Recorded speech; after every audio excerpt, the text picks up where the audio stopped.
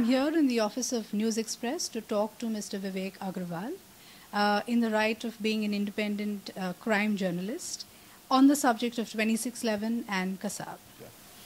अब जैसे दूसरी और भी बहुत सारे मुद्दे हैं, हेडली का जो मुद्दा है, हेडली और राणा के बारे में हमारी पुलिस, हमारी इन्वेस्टिगेशन एजेंसीज, ना सीबीआई जानती थी, ना आईबी जानती थी।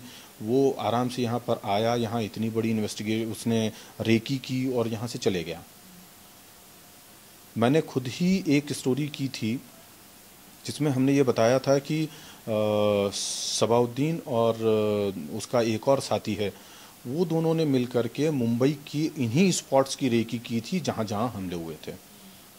और रामपुर सीआरपीएफ कैंप में हमला जो हुआ था, आतंकवादी हमला, उसमें 4 लोग गिरफ्तार हुए थे। उन 4 में से ये 2 भी थे। ये दोनों बस स्टैंड से अरेस्ट हुए थे उत्तर प्रदेश में।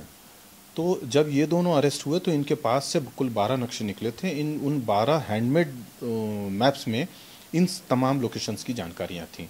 और ये बात 26/11 का हमला होने से तकरीबन 2 साल पहले की थी। चूँकि वो जो हमला हुआ था उसकी इन्वेस्टिगेशन, उसकी बाकी सब चीज़ों की जानकारी हमें थी, तो उसमें ये जो नक्शे थे उनकी जानकारी थी। तो हमने एक ये शक जाहिर किया कि संभावना ये बनती है कि शायद इन लोगों ने इस हमले में पार्टिसिपेट किया है।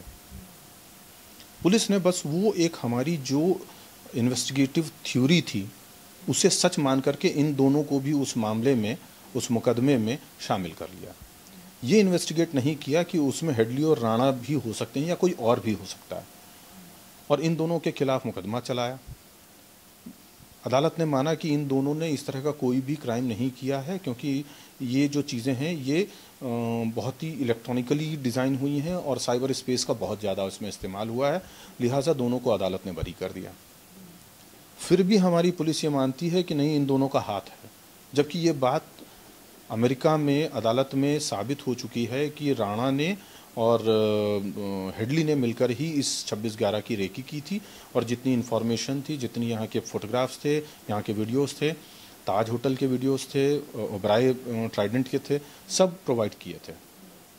बावजूद उसके इनके खिलाफ इन्वेस्टिगेटिव एजेंसीज अभी भी हाई कोर्ट में मुकदमा लड़ रही हैं, जो कि अपने आप में कानून का मजाक बना दिया है। और इस तरह से कानून का मजाक बनाने और उड़ाने वाले जो पुलिस अधिकारी हैं, उन्हें दंडित करने के बदले में उन्हें हमारी सरकार पुरस्कृत कर रही है। ये अपने आप में बहुत ही बड़ी शर्मनाक घटना है। जो एक तो 26/11 की घटना ही शर्मनाक है, और ऊपर से जिस तरह से पूरी इन्वेस्टिगेशन हुई है और उसके बाद में जिस तरह से मुकदमा चला है, इसने पूरी कानून व्यवस्था का मखौल उड़ाया है। इससे ज़्यादा कुछ नहीं कह सकता मैं। मेरा ये बहुत साफ मानना है कि कसाब इसमें अकेला जिम्मेदार और दोषी नहीं है। जो लोग पाकिस्तान में हैं वो पाकिस्तान में हैं, उनको हटा दें तो भी हिंदुस्तान में कम से कम ऐसे 10 से 15 लोग और होने चाहिए जिन्होंने कि इस पूरी प्रक्रिया में लश्कर तैयबा की मदद की है। उनके बारे में किसी भी किस्म की कोई इन्वेस्टिगेशन न तो मुंबई पुलिस ने की, न एटीएस ने की, न ही सीबीआई, आईबी, रॉ किसी ने की है। न ही उसमें पीछे कोई पॉलिटिकल विल थी कि इन चीज़ों को पूरा पर्दा उठा करके और उस सच को सामने लाया जाए कि इस पूरी योजना में कितने लोग और शामिल थे। तो ये सबसे बड़ा और बुरा मामला है।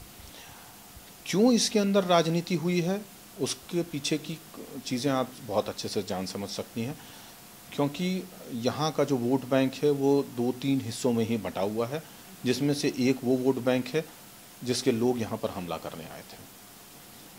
तो इस्लाम के नाम पर जो आतंकवाद फैलाया जा रहा है उसे लेकर के हमारे यहाँ के जो पॉलिटिशियंस हैं वो बहुत ज़्यादा कंसर्न्ड होते हैं, और वो ये कोशिश करते हैं कि किसी भी तरीके से इसके जो चीज़ें हैं वो कम से कम बाहर आएँ, ताकि उनका वोट बैंक सुरक्षित रहे। और ऐसा हमेशा होता आया है। अभी भी जैसे एनसीटीसी की बात हो रही है, उसको न बनाने देने के पीछे राजनीति के अलावा क्या है? आप एक नेशनल टेररिज्म सेंटर बना रहे हैं, और आप काउंटर टेररिज्म सेंटर बनाने के लिए अगर ममता बनर्जी विरोध करती हैं या कोई फलाना या ढिमका विरोध करता है, तो इसके पीछे राजनीति के अतिरिक्त तो कुछ नहीं है। टेररिज्म का जब मामला आता है, जैसे महाराष्ट्र है, ये बोलता है कि आतंकवादी हमला हुआ है हमारे ऊपर, आईटीबीपी की हमने सेफ्टी सिक्योरिटी ली थी, हमारे ऊपर 8 करोड़ का बिल उन्होंने थोप दिया। अरे ये तो नेशनल प्रॉब्लम है, आप इसका आईटीबीपी को हम पैसा क्यों दें? लेकिन जब एनसीटीसी बनाने की बात आ रही है तो बोलते हैं कि ये तो राज्य का मामला है, आप एनसीटीसी बना करके और राज्य के अधिकारों में दखल देना चाहते हैं। यानी चित भी मेरी, पट भी मेरी और खड़ा सिक्का भी मेरा, ये मतलब क्या बात है? हमारे पॉलिटिशियंस की प्रॉब्लम ये है कि उनके लिए राष्ट्र सर्वोपरि नहीं है, उनके लिए उनका वोट बैंक, उनके क्षेत्रीय भाषाई आधार पे जो वोट बैंक है वो ज़्यादा महत्वपूर्ण है। और इसी कारण से 26/11 की भी पूरी इन्वेस्टिगेशन जो है वो बहुत ही खराब, घटिया दर्जे की हुई है। ये जो विल पावर है, पॉलिटिकल विल पावर, उसकी कमी जो दिखाई देती है, उसी का नतीजा 26/11 जैसे मसले होते हैं, 26/11 जैसे हमले होते हैं। 26/11 हो, 13/7 हो, कोई भी जो आतंकवादी हमला हो रहा है, बेसिकली उसके पीछे कहीं ना कहीं किसी हद तक राजनीति होती है।